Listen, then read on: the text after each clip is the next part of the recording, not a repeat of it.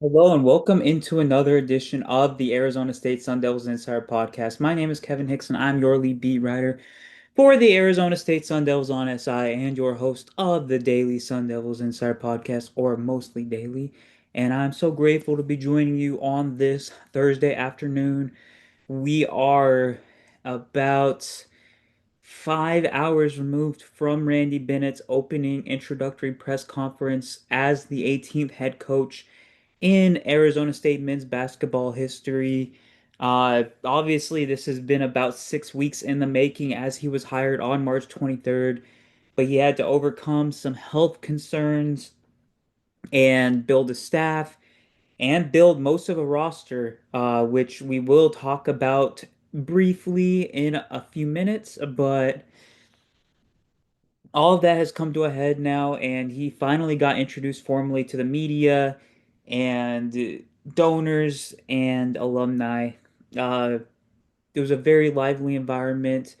Uh, it started out with University President Michael Crow and Athletic Director Graham Rossini making opening statements, and it was a very informative day. A lot of the things that had been hammered down previously were reinforced, but we did learn some new things as well.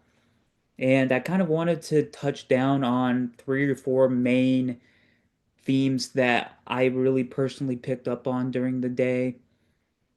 Uh, and I'm not going to do this in any particular order, so let's just get started with the first thing that I really noticed, that player retention is going to be a big part of Arizona State's identity, and I've kind of spoke on that to an extent in my previous work before this. If you looked at the way they attacked the transfer portal, very few players were meant to be short-term stopgaps. I mean, Emmanuel Inocente and Paulius Morauskas have 1 year left as of right now, but they might end up getting 2 years left of college due to the expected NCAA eligibility change, 5 years for 5 seasons of eligibility. And pretty much every player on the roster, that's another thing. Randy Bennett said they have 12 players on the roster right now, and there's only 11 players that are confirmed to be part of next year's roster, so they might have something brewing that just hasn't been announced yet. I found that very interesting. But ultimately, every single player that's on Arizona State's roster is expected to have an opportunity to return for the 2027-28 season, including players such as J. Rob Croy, who is assistant coach Rick Croy's son, Dylan Shaw, who followed Bennett from St. Mary's to ASU, and Joel Foxwell, the presumed starting point guard that came from Portland. They have at least 4 years of eligibility left, and they could be pillars of the program for years to come. Uh, Bennett has been critical of the NIL sphere in the past, but he is obviously committed to building a substantial backing from the NIL sphere, but he also stressed that that is not how Arizona State's they're not going to live and die by that model. There's so much more to it than just money. They want players that are going to recognize and actively participate in a culture that the team is greater than self, that um, this game is more than just about making a dollar. It's about building your future up. It's about uh, working as a team. It's about winning as a team, and it's about getting better every day. And there's just so many more layers to it than just the NIL sphere. And he wants players that are fully bought into the Arizona State way, that are are planning to be around for the long haul, and that we might basically said we might go for talent. I mean, fit over talent uh, when push comes to shove. And I thought that that was very profound. I think that They targeted all of the right players in the transfer portal. I think that Bryce Ford and VJ Wallace were two of the top guys that they could have possibly brought back, at least in terms of players that it seemed to be likely that they could return.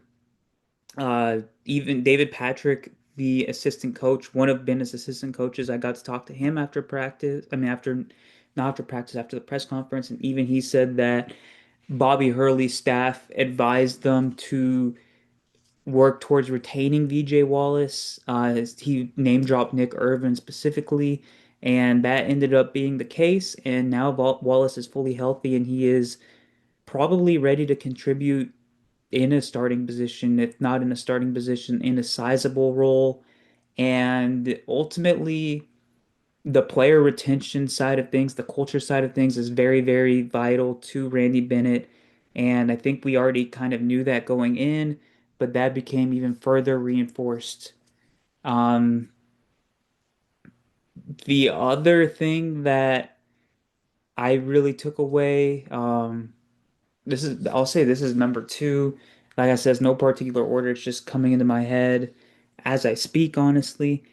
Um, Bryce Ford was in attendance for the press conference. I believe that he was the only player on the roster that was actually there in attendance, but we all knew he underwent some kind of surgery in March, and I caught wind of the surgery being related to his hip injury that he suffered in December back in late March. And now we know that it was to correct a labral tear. And his recovery time is 4 to 6 months. Coach Bennett kind of did make it seem as if he would miss the start of the 2026-27 season. He did say that he hopes that he returns to practice in October. So as of right now, I'd say the earliest it would probably be realistic for him to return is in September. But I'd probably say if Coach Bennett is saying October, that's probably the most attainable time. And that might end up hindering his ability to start on this season's team. I think that he would probably be the most natural player to slot in at the two guard, but I wouldn't mind Dylan Shaw playing the two guard and VJ Wallace being the three. That's the beauty of the way they built this roster. There's a lot of versatility, there's a lot of malleability going on, and I think that Bennett and his staff did a great job of executing on uh, being a roster that's strength is its versatility. So Bryce Ford, a good update. It seemed as if he's in good spirits, and I'm excited to see what he can do with a fully healthy season after we saw what he did prior to the injury in 2025-26. The third thing that I really took away from this is that everybody in the leadership positions are in lockstep. They are in alignment with one another. President Michael Crow and AD Graham Rossini both talked about how they want Arizona State to be prominent in men's basketball. I think that one of the criticisms of President Crow has been that he has been hesitant to support the revenue sports in a sufficient manner. And I think that he's kind of changed his tune on that, as we've seen with Kenny Dillingham's new contract and the hiring of Coach Bennett. I think that they recognize that now more than ever, it's important to field teams that aren't only competing for tournament appearances or a bowl game, but for conference championships, for national championships. And I think that they all have a similar vision of where Arizona State can go with more support, with the right leadership in place. And I think that that extends to the coaching staff that Bennett brought on also. I mean, David Patrick, like I said, who I talked to after the press conference, even said that the hirings all have had experience coaching alongside Bennett or playing under him or both, and that they all have similar mindsets about how to attack the game, how to develop players, and everything in between. And that creates a seamless working environment where collaboration isn't forced. It's not mandated, it just flows naturally. And I think that that will play into Arizona State's success after seeing how much turnover typically mars programs on a year-to-year basis. I mean, even the extremely relevant blue blood type programs have really undergone a lot of changes in recent years. And if Arizona State can keep the same staff together and keep players retained within the program over the next few years, like Coach Bennett said, they can go from a good program to a great program. And that really is going to feed into my last point of today's show, which is going to be discussing what Arizona State's ceiling really can be under head coach Randy Bennett.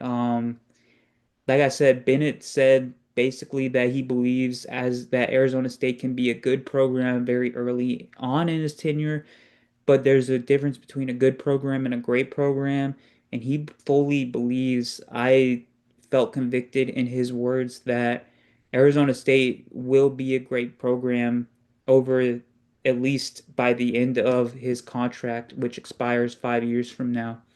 Um, I think now that his health concerns are in the rearview mirror, that leaves him and his staff with a lot more time, energy, etc., to work together to curate an attack plan, not just for this season, but for multiple seasons down the line. I think that the recruiting strategy is fully in motion now.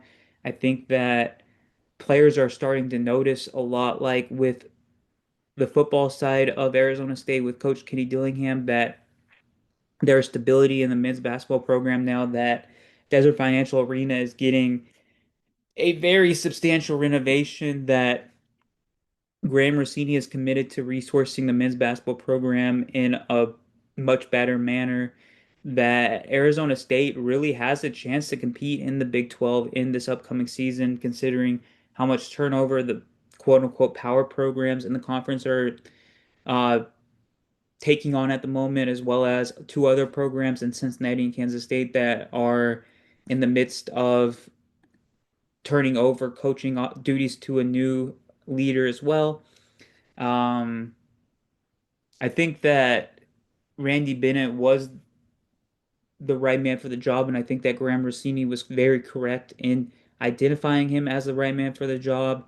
And I think that that was the sole goal in mind, was to generate Arizona State's momentum that they had under Bobby Hurley into a more consistent, more regimented uh, plan of attack, and to fully catapult Arizona State into a top half program in the Big 12. I don't know if they'll ever be a Houston level program or an Arizona level program. That's very steep, uh, a very steep climb to reach, and that takes multiple seasons of consistently being an elite team to do, which I don't know if they'll ever do that, but I think that they really have the opportunity to be one of those top 8 teams in the conference on a year-to-year basis if Bennett stays long term, which I fully expect he will. And if the Sun Devils roster continues to show consistent growth, you get the player retention, and you're able to recruit equally well out of high school and the transfer portal to supplement the roster. Uh, all in all, the foundation, the groundwork is being laid for Arizona State to be one of the more relevant programs in the Big 12 over the next few seasons. And I didn't get any different sense from Coach Bennett's introductory press conference once again this morning. Um, it was awesome to introduce myself to all of the new coaches, and I'm sure that there is going to be many more opportunities over the off season to talk to Coach Bennett. He is off on a recruiting trip starting on Friday, but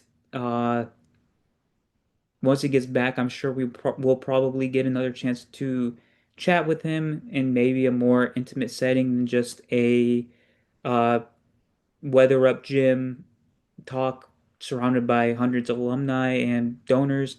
But until then, thank you so much for tuning into another edition of the Arizona State Sun Devils Insider podcast.